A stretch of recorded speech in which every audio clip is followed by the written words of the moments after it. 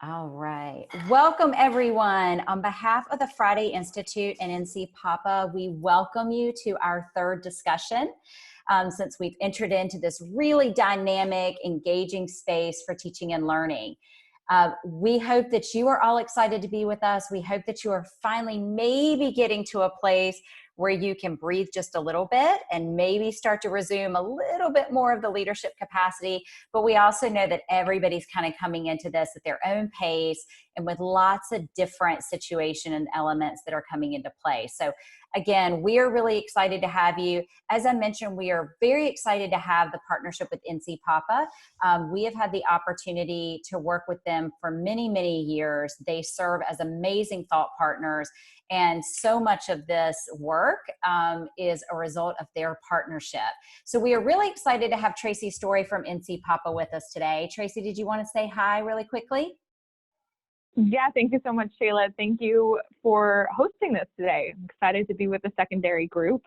And it's great to see a bunch of familiar names in the chat box. Although I'm not seeing you on video, I see a lot of familiar names and principals that I know well. So I hope that this is really beneficial to your time. Thank you. Great. And do know that in the chat space, if you look at the very bottom, normally if you post in chat, it'll go out to everyone. But if you'll see a little arrow beside the word everyone, you'll see individual people. So if you do have specific questions for Tracy, things that NCPAPA can help with during this time, I know that she would absolutely love to get the questions. And if she can't respond now, she can follow up with you at a later time. But again, really excited to have them partnering with us on this. Tracy, thank you so much for joining. And feel free to chime in at any point.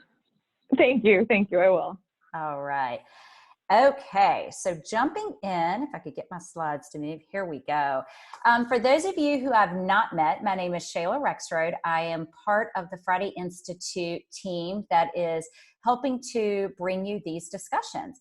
I am also joined today by my colleague and executive director, Dr. Mary Ann Wolf. Mary Ann, did you want to say hi? Sure. I just want to say hi to everybody. I appreciate you spending time with us.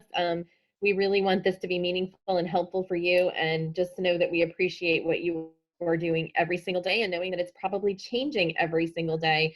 I also just want to call out, Shayla, I've been noting all the different districts that are represented on our call this morning or this afternoon. I'm in the wrong part of the day. It's been a fast day. But I do, it's really exciting to see people from so many different districts. So thanks for being here. And Shayla, thanks for all your work as well. Absolutely. And Mary Ann is going to try to help moderate the chat. So if you have specific questions along the way, please do not hesitate to pop them into the chat, and she'll do her best to kind of keep up with it. We are also going to be grabbing resources and information that you're sharing to be able to include into future discussions or webinars. So please take advantage of the chat window. Again, we are simply the facilitators of this work. We will bring to the conversation what we have had experience with or what we are hearing and seeing happening out in the field. But we also respect and know that you are living and breathing it every day. So we welcome all of your input and every single question that you might possibly have. If we don't have the answer right now, we will do our best to go back and see if we can populate some answers for you. Again, if you're not familiar with the Friday Institute, we are located on the NC State campus. We are a part of the College of Education, and we like to say the Friday Institute is where practice, policy, and research kind of come together in this nice little hub. The team that Mary Ann and I represent is the Professional Learning and Leading Collaborative. So we spend a tremendous amount of time in the field, working with educators and leaders like yourself to really understand what's happening, what's working really well, what are things that you wish could be modified or changed to better support your students. And then we kind of go back and do the research and the development and bring you things like this discussion. So again, we do not tout ourselves as being the experts in this field, but we like to think that we are great listeners, we are wonderful at observing, and we are hopefully going to be great at bringing a lot of that back to you to be able to share so that you can continue to learn and grow as a virtual leader. If you are not familiar with Zoom, which I know a lot of you kind of got thrown into being familiar with Zoom very quickly, but for those of you in your districts who may not be utilizing Zoom, just a couple of quick things. If you're seeing all the images of the participants on your screen and it's a little distracting, if you just hit the little button up in the left-hand corner, you'll see that you can change it to grid, you can minimize it, you can also move it around. You can double click to go to full screen or to leave out of full screen if there's other things that you're looking at, or if you're taking notes on your screen. You do see the mute and unmute. Again, there are going to be a lot of opportunities where we will ask you if you want to come off of unmute and share. We would love to hear from you. But also, if your comfort zone is simply populating information into the chat window, we encourage you to go for it. And you can also see where the chat is available. If you would like to access the slides, again, this recording will be made available on our YouTube channel, which I'll share at the end. But if you're like me, I like to have access to the slides, especially if there are hyperlinks to resources, which I am gonna provide throughout the session. So feel free to grab this bit.ly, and it should provide you with full access to everything that we're gonna be sharing today. We will also drop it into the chat. Let me pop that here real fast.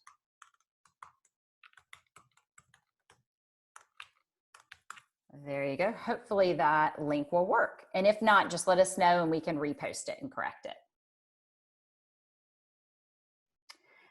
All right. As we sat and really thought about what we hope to bring to you as participants of this discussion, it was to change things up a little bit from the traditional webinar format. If you've participated in webinars, a lot of that is predominantly where you are sitting, you are gathering and gaining and obtaining a lot of information, and you may have an opportunity at the very end to ask questions. For these particular discussions, we wanted to change the dynamic a little bit. We wanted it to be a lot more informal, very discussion based. Again, we are kind of all learning in this interesting space and time. So how could we really bridge a discussion about what's happening?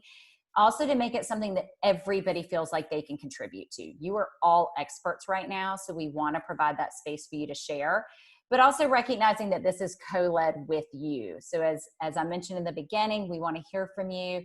There is no wrong way to be doing this right now. I think we're all, to a degree, experimenting, but then some of you may have had students that were already working virtually from home, or teachers that have been doing this for a while that are lessons learned that you can also share back out with the group.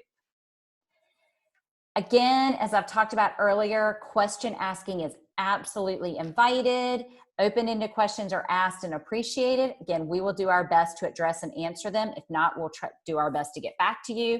There is absolutely more than one possible answer. As you have probably already figured out from your teachers, there are lots of different ways in order to continue to teach and engage students and families during this time. As I mentioned, there may be some questions asked that don't immediately get answered, and all ideas are okay to share. So this was a really great quote. Those of you who are familiar with Maya Angelou, great American poet, but this was actually shared in a webinar that I joined in preparation for this discussion, where I also wanted to kind of do some research and learn a little bit better. But the facilitator of that particular webinar, he started off by reading this quote. "I've learned that whenever I decide something with an open heart, I usually make the right decision." And that was a quote that it hit me at the right time. Right now, especially as instructional leaders, you're having to make a lot of really fast decisions, but you're also having to make decisions maybe in a comfort zone that's not there for you just yet. But also recognizing that as educators, when we really let our hearts lead us, 9 times out of 10, you're going to make the right decision. So how can we just continue to feel like, you know what, I am making the right decision. I am putting my students first. I'm putting my faculty first, and to feel good about that.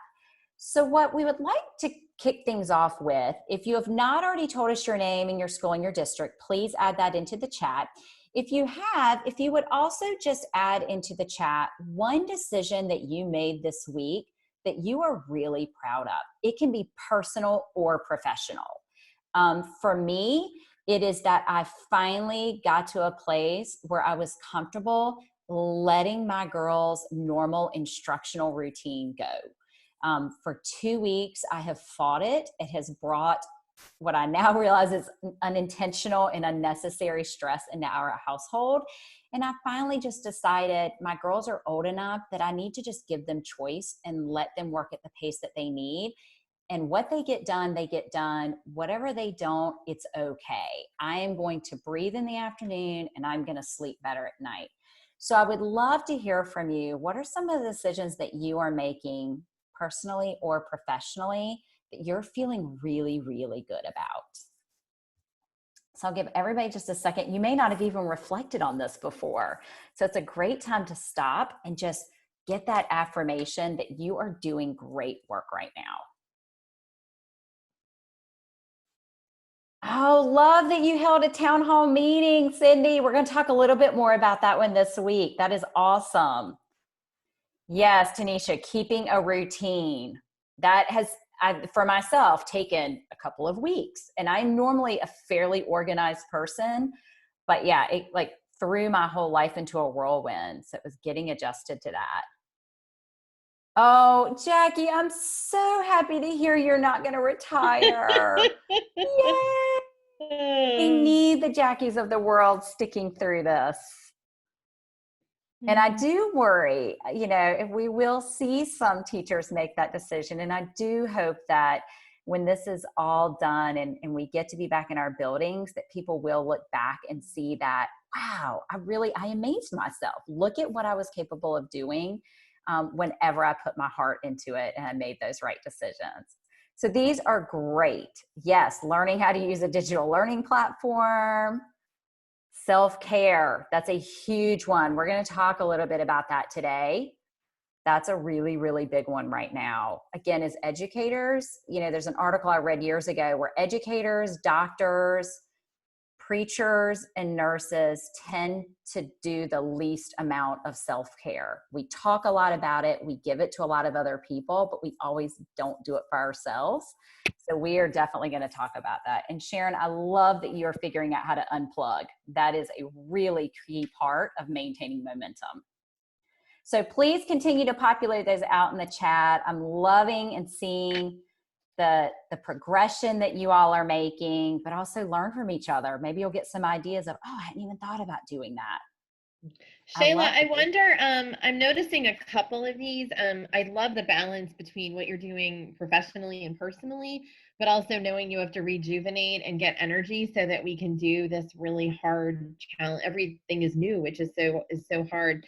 I also was wondering, I noticed that somebody said I think out of Transylvania, Brian, that you had developed some school-wide virtual instruction expectations. And if that is something you could share, I think that would really be helpful. And Cindy, similarly, if you have anything about your virtual town, I just think some of those resources, there's so many more. I'm just trying to catch as we're going through. I've been taking a lot of notes here too, but those are the kinds of things I think that really help all of us and might just give us that jump start if we have the language Cindy might have used, or Brian, if we could at least look at what you all came up with, if you're willing to share. So no requirement, but just reminding you all how helpful that is. The ideas are so helpful. And then if you have links to some of the things too. So thank you. Absolutely. Yeah, Cindy, I can create a doc. I'll actually do that really quickly and then I'll drop it back in. So Shayla, I'll just be doing that and I'll be right back. That's a great idea. And I'll give the link in the chat. Fantastic. All right. So as we thought about, as Marianne and I kind of put our heads together, we went back and looked at the feedback from the last discussion. What were things that you wanted to continue to talk about? But also, as I mentioned, we continue to connect with educators every single day, but also within our own team, stopping to think about, all right, we've gone so hard and fast for 2 to 3 weeks. Now is that point where some people may start to lose momentum. They may start to fade just a little bit. So as instructional leaders, we thought we would talk about a little bit about maintaining momentum, recognizing that there are so many hurdles that our teachers feel like they are jumping over right now, but also for you as an instructional leader, all the different hurdles, things like reluctant teachers, maintaining a positive school culture, still meeting the needs of all of your teachers as well as all of your students, this overarching, idea of equity. So again, we hope that you enjoyed the discussion, that you continue to jump in. I think the fact that you're here demonstrates that you are really working to maintain that momentum. So again, any and all suggestions that you have along the way, we would love to hear. So here are kind of the 4 areas that we're going to jump into. The first is maintaining your culture, specifically your school culture. I saw where some of you have already put out there things that you're doing, like virtual staff meetings. We're going to talk a little bit about ways that maybe you can model and things you could introduce during that meeting to still keep your staff connected and moving. How to stay connected, not only with your staff, but also with family members, extending that reach. Supporting equity, thinking about specifically those students with special needs. This is a topic that has come up in every single survey where people have said, we would really love to talk about this or hear how other people are supporting their students with IEPs. So we went out, we watched some webinars, we connected with CETA and AIM and got some great advice from them. So we're going to bring that in today. And then lastly, really capturing family buy-in. Again, we know that there's a lot that's been communicated. Some parents are just feeling on overload, especially if they are also juggling work from home like a lot of us, and you may have started to lose some. So how can you potentially regain their buy-in and their support so that they can continue to support their students at home? So I want to start by first asking this question. What strategies are you utilizing to maintain your school culture? Again, please utilize the chat. Pop in there, what are all the different things that you have done in the past week to 2 weeks to really bring your school culture together and to keep everybody moving forward? I'll give everybody just a minute to kind of reflect and share anything that they would like in the chat.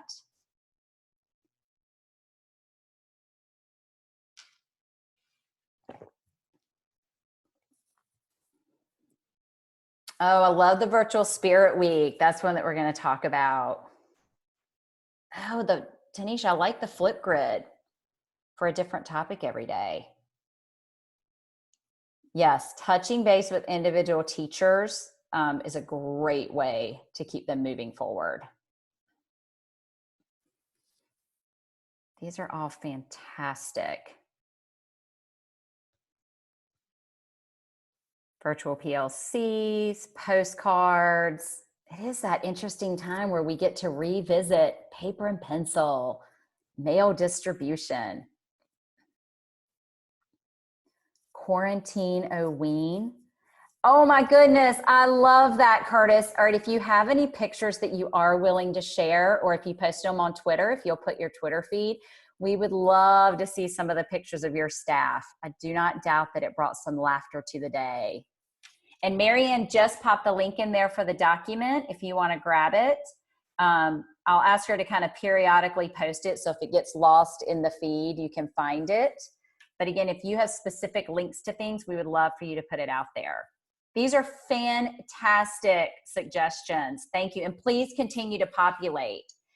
I did want to share just a few that we have seen and heard about or experienced ourselves. One that I would really encourage you to take some time to do, if you have not already, either in your virtual staff meetings or however you're communicating with your teachers, but now is a great time to revisit your school's vision and mission statement. I would venture to say that none or very few schools' visions and mission statements state specifically about students being in your building every day. I think it's more, most of the ones that I see are all about just, providing rigor, staying connected, supporting the students where they are, personalizing instruction where you can, and just being there for them. And sometimes just coming back to that as a school and reminding your staff, all right, we're just in a different space physically, but our goals are the same. Let's continue to think about our checks and balances of these things that we're doing.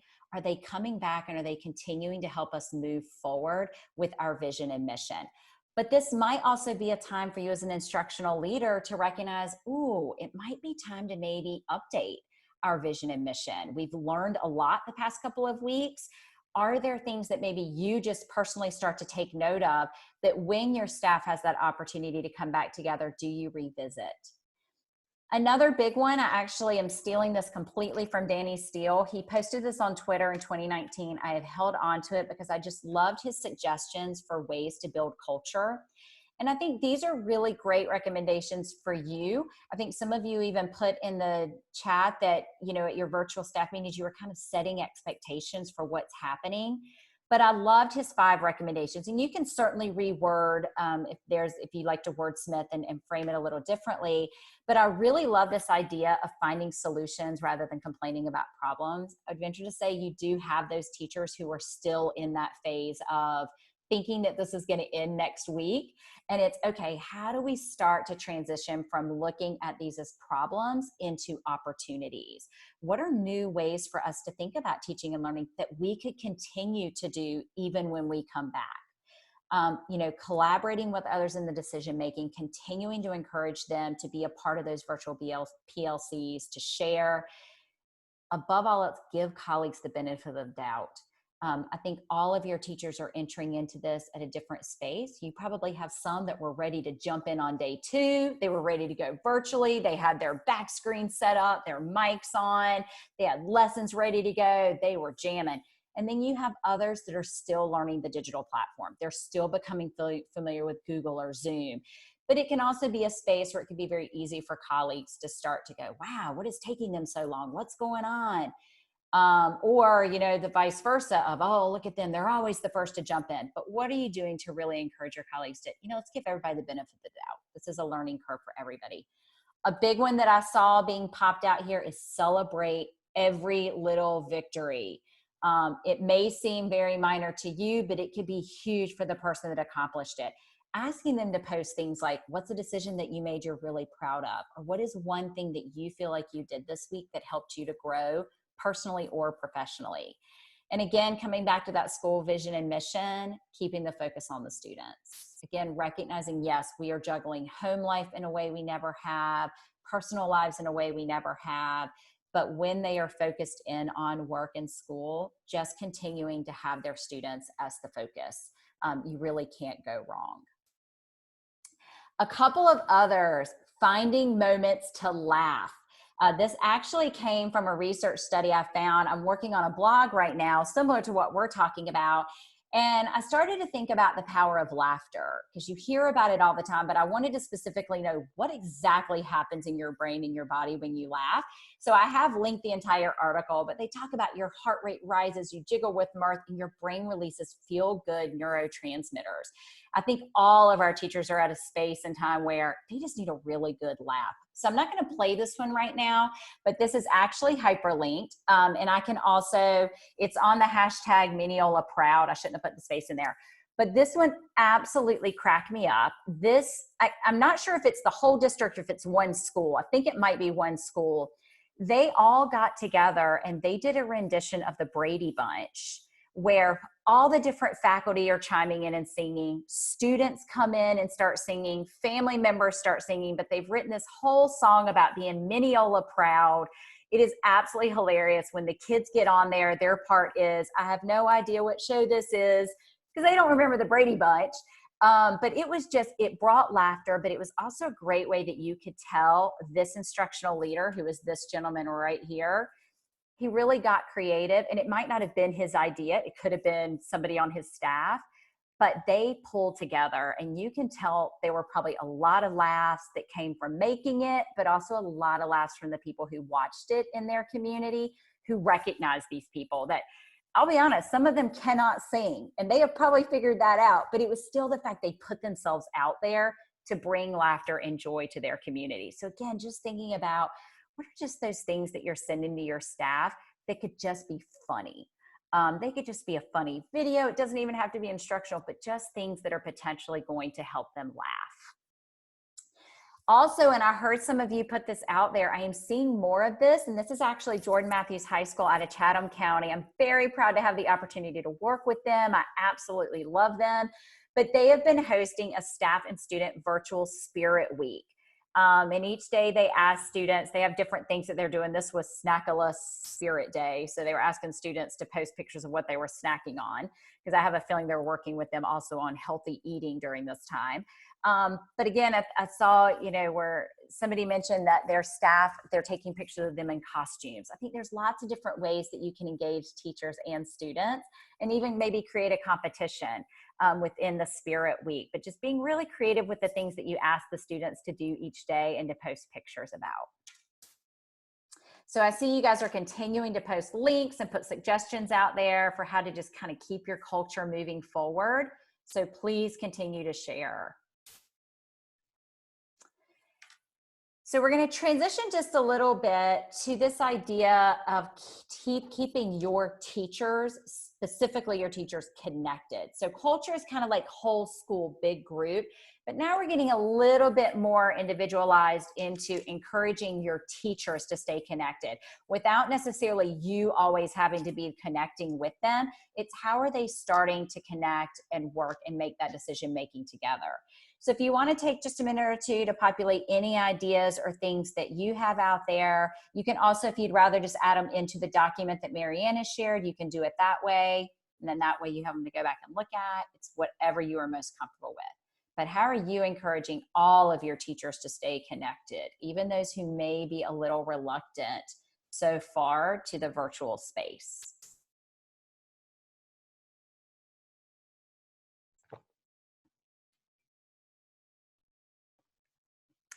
Yes, individual Google Meets, encouraging them to use Zoom to get together. I love the virtual lunch buddies. That was when we talked about in the last discussion, encouraging your teachers, take a break, get on Zoom with some of your friends from school or just the other educators that you may connect with and have lunch together. Sit and talk and share and laugh. These are all fantastic suggestions. So please continue to populate. I love the coffee chat with the staff. Such a great one. Have a Zoom share. Yes, lessons learned about Zoom. Our team has been using it for years, and our IT director at the Friday Institute, he recently sent out like, hey, did you know you could do this? And there were even things on that I went, oh my gosh, I had no idea I could do that. So constantly uncovering the ins and outs of Zoom. So a couple to maybe think about, and I saw this already, facilitating time for teachers to join virtual support groups. Again, this could be where you just kind of put it out there. You could even maybe just create the sign up that people could go out and say if they're interested, and then maybe you find a teacher leader or just somebody who's very comfortable with Zoom and say, hey, would you be willing just to kind of set up the Zoom for this? You don't need to facilitate it, but just set it up so that these teachers can join in. They've indicated that they would really like to join. Some things that they might talk about, tips for creating a virtual office. That is when I've gotten a lot of emails from my teacher friends in the neighborhood. They wanted me to take pictures of my office. They're like, what does it look like? Where are you doing these sessions? What should it look like? What should I have around me? Opportunities for them to talk about balancing work and family, tips for staying active, mindful breathing. There's lots of things that teachers are starting to explore, but how can you let them come together in a virtual space to talk about it? Another one, if you are already doing virtual staff meetings, but maybe you're not doing team building activities yet, this is actually a hyperlink to a great website that I found on team building activities for virtual office spaces. And there's some really, really creative ones out there, but also a great one. If you're not familiar with Goose Chase, it's one of my personal favorites. It's absolutely free. You or your instructional team, or you could even give it to a team of teachers that are just really like, oh, let's do this. You can go in and create a virtual scavenger hunt, and you can assign points for different things that teachers do. So you could have things in there like take a picture of your office and upload it to Goose Chase. You get 15 points. Show us how you are staying active. Take a picture of you being active with your family. You get 20 points. This could be something where at the end you tell them that they get, a Gene Day whenever you come back to school. I know I've seen where some principals are like, you know what, the PTA has agreed they're going to do $25 Amazon gift cards to people who participate in things like this. So lots of different ways that it can be a lot of fun. They can also create teams. They can compete as teams to see which teams get the most. That's a great way to pull people together to put something competitive out there. Or also just asking your staff to share stories about each other, meaning like you periodically maybe post a funny story and the staff has to try to guess who the staff member is. I remember doing this when I was at the district level. I didn't do it virtually, but one of the ladies in our group that we had known for years, she ended up sharing that she has a sixth toe. a number 6 toe. And it took us a while to figure out who it was, but then when we figured it out, we were like, what? And she said, if you never noticed, in the 10 years I've worked with you, I've never worn open-toed shoes. But again, it was just one of those random things, but it made us laugh. We kind of came together on a different level, but lots of interesting things. And lastly, book clubs. This might be something you pull your media specialist into, to maybe help to organize. It could just be where you simply have a document or a space where people can just start to share what are books, webinars, resources that they're reading. These are just a few that are currently on my bookshelf or sitting beside my bedstand that I am kind of plugging away at. Again, there are tons that are out there, but I think you probably have a lot of teachers that are finally saying to themselves, all right, I finally have time to actually stop and read, because I don't have to stay after school and do a club, or I don't have to go to an athletic event, or I don't have, a community event. It's how are we reminding them to take a minute to just share and put those out there? All right. So again, please continue. I see some great things going into the chat. So shifting over to this idea of supporting our students with individual education plans, or they could just be students who are identified with learning difficulties, but maybe haven't specifically been given an IEP, but just how are we making sure that we are supporting students with special needs? So if you want to take a couple minutes to populate in the chat ways that you, your staff, or your teachers have started to differentiate or support these students at home.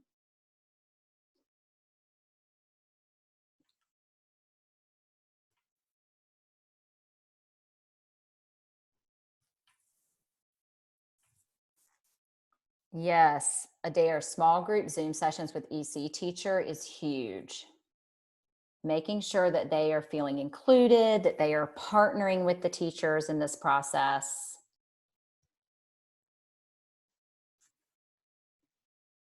Ooh, I like the co-teaching. That is really great. Because again, now you have that capacity with the different screens and the sharing. And the capacity of chat can really be helpful. Modifying assessments, reaching out to parents, that's a huge one. I love the co-teaching. These are fantastic. Here are just a few that we, again, through some of our partnerships and the work that we do, we were able to find for you. If you are not aware, CETA and AIM, they actually partnered together about 2 weeks ago. I mean, they've always stayed connected, but they literally came together in a partnership. And they created this great website. I actually joined a webinar that they facilitated where they kind of went through the resources on the website. They talked a lot about the things that they're doing to help support mainstream teachers who are supporting students with IEPs, as well as EC teachers. There are a wealth of resources out here. There are template guides to make sure that you are in compliance with universal design. I've also put a link specifically to the AIM site where they also give a checklist of, font sizes to make sure that you're using, colors to avoid using on a screen that could be difficult for students or overwhelming. They also talk a little bit about voice level, pacing of your voice. There's lots of different things that come into play when you start to teach virtually that you have to recognize for students that might have learning difficulties.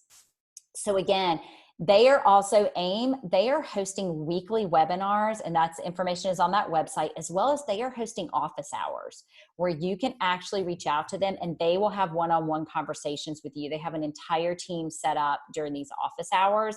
They said they will not review full lessons. They just don't have the capacity to do that. But if you come to them with specific questions or examples or scenarios, they will do their best to direct you or answer your specific questions for those students. They also provided this supplemental fact sheet. I just wanted to make sure that you all had access to this. This was actually issued by the U.S. Department of Education about a week ago, and it actually states in regards to IDEA what are currently the requirements from a federal perspective of what the needs that we should be meeting for students that have an IEP. I know that this is a lot of concern for a lot of teachers of, are we doing what we're supposed to be doing? Are we doing what's being expected? Are we communicating with the parents the expectations? So this supplemental fact sheet, I wanted to make sure that you had it in case you have not already received it. It is really, really helpful. And again, it will hopefully help your teachers to focus a little bit more, to recognize, okay, these are things I'm doing. Now these are things I need to shift and think a little bit more about. Another big one, communicating with parents of students with IEPs to find out how they might specifically need help with any assistive technology devices. Again, some of them have modified devices with different keyboards, with different visuals, that if they run into a problem with a device that's either been issued by the district or that they have on their own, they may not know who to go to for help with that particular device. So maybe working with your IT department, or if you have an ITF at your school, just to say, all right, either have office hours or a place where they can go and post their questions or concerns and you can follow up with them. But I do know that's a big, it can definitely be something that can pull students and teachers or students and parents away very quickly if their physical device is not working. Or if there's a website that they're trying to get onto that's supposed to provide some accommodations and they're having trouble getting onto it. And lastly, I learned this from the webinar, which I think is probably beneficial for a lot of our students, not just those with IEPs, but specifically those with IEPs. They talked a lot about, from the world of AIM, avoid introducing new digital resources, especially in these first couple of weeks. And that's simply because they are already overwhelmed. The parents are already overwhelmed. And if they are now having to work with their student on using something new digitally, that can elevate unnecessary stress. So encouraging your teachers, especially students with IEPs, stick with the resources they've already been using, they are already very familiar with. I know I absolutely love my girls' teachers, but they both have introduced multiple new resources, and they've sent us like 10 steps of how to get logged in and what the new code is and how to then get in and find their resources. And even for me as a parent who works on a device every day, it was a little overwhelming to try to walk through all these steps, especially if there's multiple children in the house. So I thought that was just another great tip from them that could absolutely help to reduce stress for these students. And I see you guys are continuing to populate some great resources. Yes, keeping it simple is key, not to overwhelm or stress them. So as we kind of transition into this final topic of, again, thinking about this idea of maintaining momentum, how are you engaging families to maintain their support? So, what are those things that you're doing just to make sure that the families are staying on board, that they feel like they are being supported, and to help manage their own stress internally as a family? Are there some things that you or some of your teachers are doing that you've heard about or seen to engage families? So I would love for you guys to share or to populate them into the document that Marianne has shared.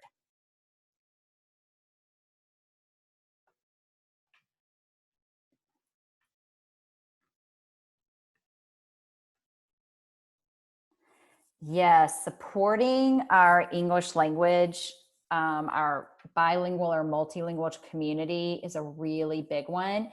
I have been playing around with Google Translate, and if you speak into Google Translate, you can choose from a variety of different languages. It'll populate it over. Again, it goes back to keeping things simple, but if there are really critical pieces of information that you need families to know, I have found it to be a very easy resource, and one that I've kind of shared with friends who speak those languages, and they said, yep, it's very accurate. It did a great job. Again, you kind of have to be in a closed, quiet setting so that it hears you correctly, but that's been really helpful.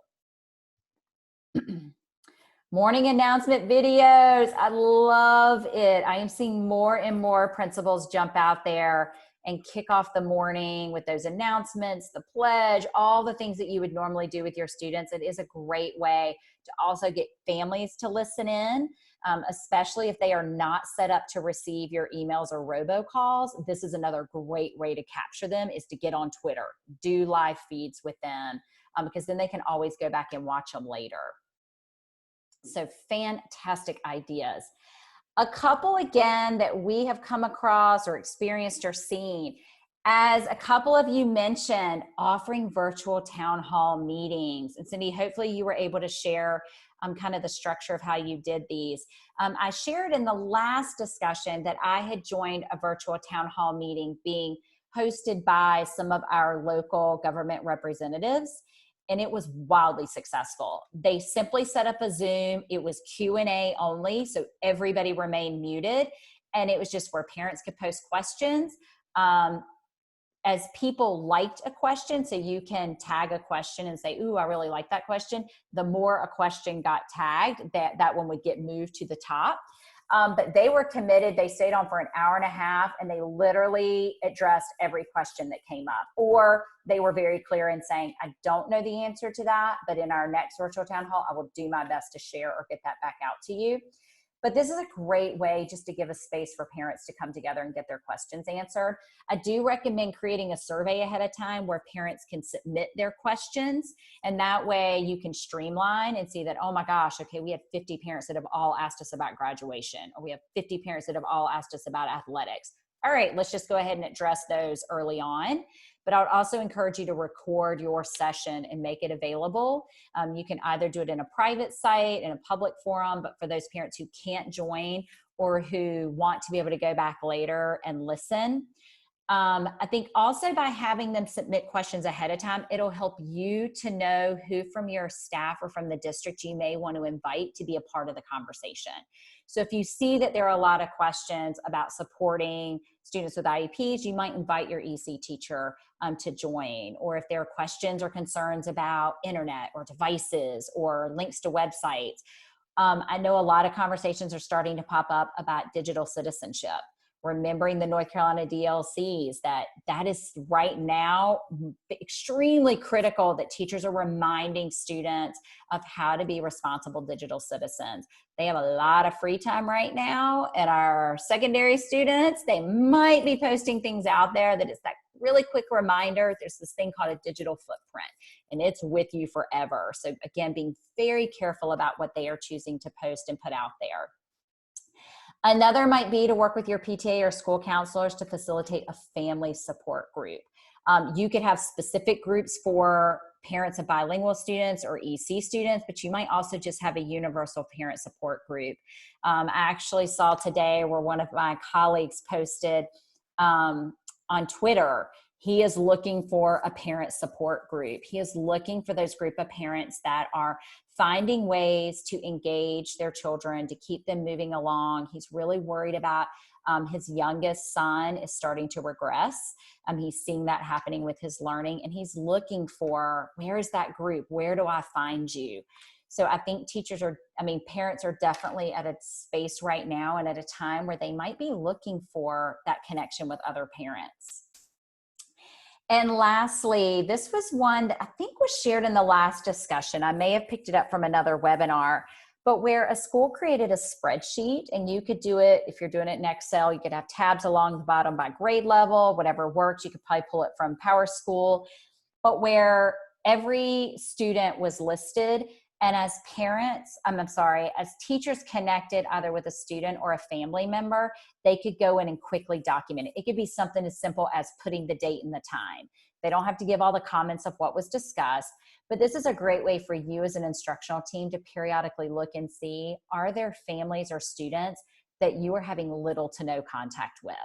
And then those are the ones that you can really kind of come together and say, all right, let's make a very concerted effort. We have to figure something out. In some way, we need to have contact with them. As some mentioned early in the chat, I know that the food distribution centers are still running, even, I know in North Carolina, if you're joining us from North Carolina, even with the stay-at-home policy from the governor, I have heard some administrators say, you know what, I just went and camped out at a food distribution site for a couple of hours, and I was able to put my eyes on some of these students.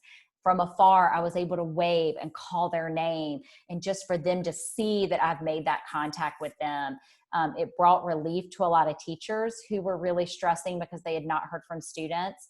But again, it's just one way that you might be able to keep track and make sure that none are falling through the cracks. All right, and please, I see you guys are still populating, and I love the suggestions. So as we kind of wrap up, please continue to populate into the chat window. As always, we love, love, love your feedback. Marianne and I will definitely use the document to kind of populate and think about things that we might share in future discussions or webinars. But as we kind of round out and think about where we are, Marianne knows this is one of my favorite quotes. I'm not necessarily a huge hockey fan, but I'm a fan of Wayne Gretzky. And he shared this quote in a radio interview that he was doing at kind of the peak of his profession. And a lot of people were just kind of asking, like, how do you just continue to be a good hockey player? Like, you're just amazing. How do you keep going? How do you keep your momentum? How do you continue to just refine yourself as a player? And he said, you know, the one thing that I've always stopped to think about is that a good hockey player plays where the puck is. A great hockey player plays where the puck is going to be. So as instructional leaders, thinking about, yes, there is a time and a place for you to be in this moment, but there's also a time and a place for you to start to think a little bit forward of, how am I going to make sure that I get my teachers to point A, B, and C? And also, how are we going to take advantage of these learning opportunities and continue to grow on them when we come back together as a faculty? How are we going to ensure that we don't necessarily fall 100% back into our traditional ways of teaching? What are things that maybe your teachers uncover and discover through this process that they may come back and say, wow, that worked really well for this group of students. They were more engaged than they've ever been in teaching and learning. I got more information back from them than I've ever had. So again, starting to think about, yes, you're here right now, but where do we potentially want to see this take us, and what can we learn from it?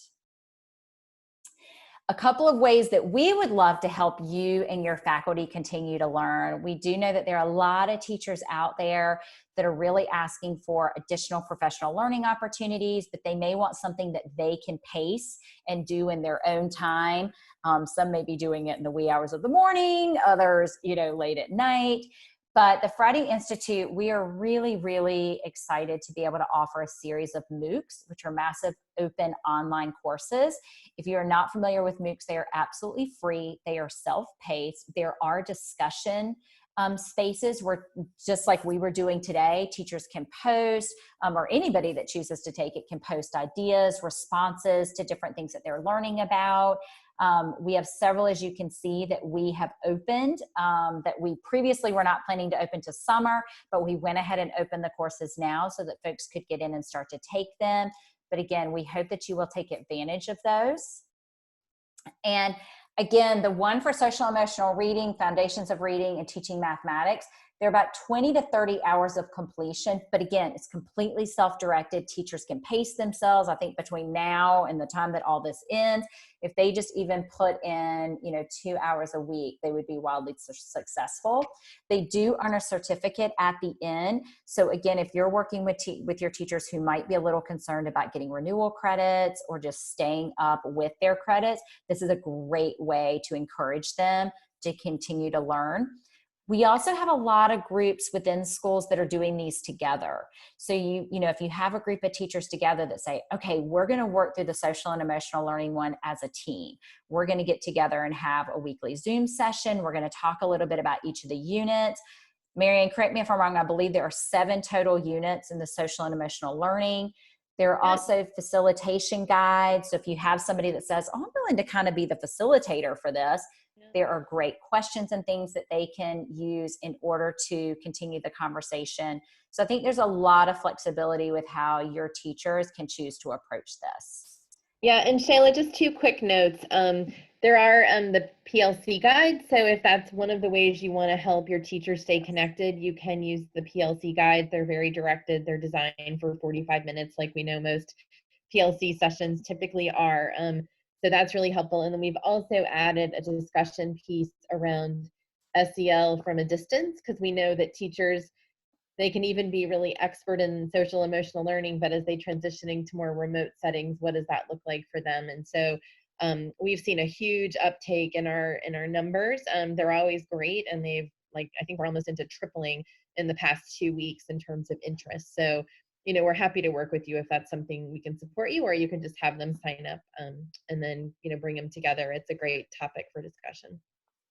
Perfect. Yes. And I think, again, as our students continue to be more and more isolated from their friends, thinking about how you can support their social and emotional learning is going to become really instrumental. So again, if you have a lot of teachers that are recognizing that, but they're really struggling with, well, how should I approach this and what exactly does it look like? That is a great MOOC to be able to jump into. We absolutely love and value your feedback. As I've mentioned multiple times throughout this discussion, so much of what we brought into this one was a result of things that you put in the last survey that you wanted to learn more about or hear from folks on strategies that they were using. So we would love your feedback. In this particular survey, there are 2 questions that we've added. If you've been joining these and you're kind of like, oh, those questions weren't on there before. Our team is definitely at a pivotal moment where we are trying to decide what we can continue to offer that is going to serve you best. So you will see 2 questions where we are asking, would you like to continue joining discussions, and what frequency for these discussions would work best for you? Are you loving knowing that you have this once a week? Are you now in a place where, oh, this has become harder to join every week, I'd rather do it every other week? I think there's a couple of different options that we've put out there. Another question is, if we were to get to a place where we decided to consolidate some of the groups, I think we currently have 7 different discussions going on, but we are starting to see more and more overlap where it might be that we can pull all of you as instructional leaders together. I think there's a lot of things that elementary principals might be doing that you could absolutely take and say, oh, I like that, I'm just going to modify it a little bit. So that's also a question that's out there of, would you be willing to join a little bit of a larger discussion group, but still knowing that you would still be with instructional leaders and what that might look like. So again, we're kind of exploring a lot of different things right now, just again, trying to constantly assess and make sure that the time that you spend with us, that you find it really beneficial and that you leave, with new ideas, new resources, and things that keep you moving forward with your own momentum. Again, the bit.ly is down there. And Marianne, do you mind really quickly popping that into the chat if you haven't already? You may have put it out there and I missed it, but if not, if you just pop it out, there it goes. Awesome. I was in the process. Thank you. As I mentioned in the beginning, we are recording all of these sessions. So if you're a secondary principal, but you really wanted to join the session tomorrow that's going to be going on for your secondary teachers, but you can't make it, if you join this bit.ly, usually we're really good within 24 hours of hosting. We get it uploaded to this YouTube channel. Also, I see somebody saying, oh, this was the first one and I absolutely enjoyed it. Well, guess what? You can go back and you can watch the first 2. So all of those have been populated, as well as all the other discussions. So if you just want to go in and grab pieces from some of the other ones, you are welcome to go out and grab those. And lastly, we just want to say another really big thank you, not only for joining today, but also just for what you are doing every day. We know right now being an instructional leader in a virtual space is very new. For most of you, it's probably the first time you've ever had to function in this type of space. So we hope that you have found this time affirming. Again, as you saw things pop up that maybe you're doing, you're like, yeah, give yourself a pat on the back. Like, all right, I'm doing good. I'm continuing to move forward. But hopefully also you grab some things that you can go back and kind of mull over and think about and maybe introduce to your staff or your families to keep them moving forward. As always, we love your feedback, your input. Marianne and I both are on Twitter. We are trying to post as much as we can, things that we see pop up, things that we're going to be offering from the Freddie Institute. Several members of our team are in the process of writing and putting together blogs. So again, we'll continue to post those on Twitter and through this feed as well. We would absolutely love to see you back. Be on the lookout for additional information. Again, really our future sessions are going to depend on the feedback that we get from these surveys. We do have a whole series of discussions going on tomorrow with teachers, so we will probably wait until we get the feedback from them as well. And then if you continue to check our website, the FI Connects website, that is where you can go to kind of see where we're going to take these moving forward and in what form they might take. But do know we are not going away. We are still going to be here. We just may morph and change a little bit in the dynamic and the structure that we choose to use. Thank you again all so much. I will stay on for just a couple of minutes if anybody has any questions or needs anything. Again, we hope that you have a great rest of the afternoon. Take care of yourselves, and we hope to see you back with us next week. Thanks, everybody. And Tracy, thank you for joining us from NCPAPA. Thank you for hosting us. This was great.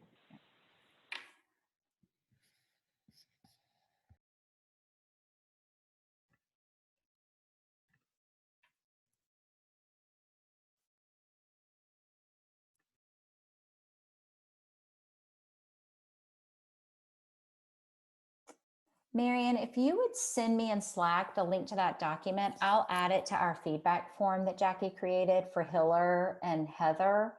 But also, you know, we can use it for the next one if you don't mind. Yep, that's great. I I think it was will. out here How about somewhere. I share it with you? Oh, I have a bit.ly too. So I'll share it with Okay. you, That's and fine, then either I'll way. send you the bit.ly. Yeah, because Yep. I'd love to go in and pull some things that might fit into the blog, but also into that feedback form. So Yep. I just shared it with you, and then I'm slacking you the bit.ly. thank you. Mm-hmm. So PK Marshall, I'm going to go back to the slide where you can get the recordings. They are on our YouTube channel. Yep, so I just added the link for her too. I think. Perfect. Yeah. Yes. Great job, everybody. What a nice turnout. It was fantastic. Tracy, thank you. Your I've outreach. talked like twice without realizing. Oh, that you were I on can't hear mute? you. You're muting again. Wait, I can't hear you. Yep, we lost you again. Can you hear me? Yes. I just can't get virtual world together today. I'm sorry. I think I've tried doing this a few times, but thank you guys. I love principals. They're like active little beavers in the chat. I'm trying to like keep up with everything. I love how active some of them get in sharing resources. And I love the tool to like share on the Google Drive while they're sharing it. We didn't do that in the elementary group last time, but that keeps better track of like what everybody's saying. Yeah. So thank you guys. Yeah. Absolutely. That's definitely a lesson learned that we're going to take back and incorporate Yeah. into our future ones. And I did just note from sign-ins, it's not scientific, but just from anyone that introduced themselves in the chat, that we had 21 districts represented at a minimum. So that was just from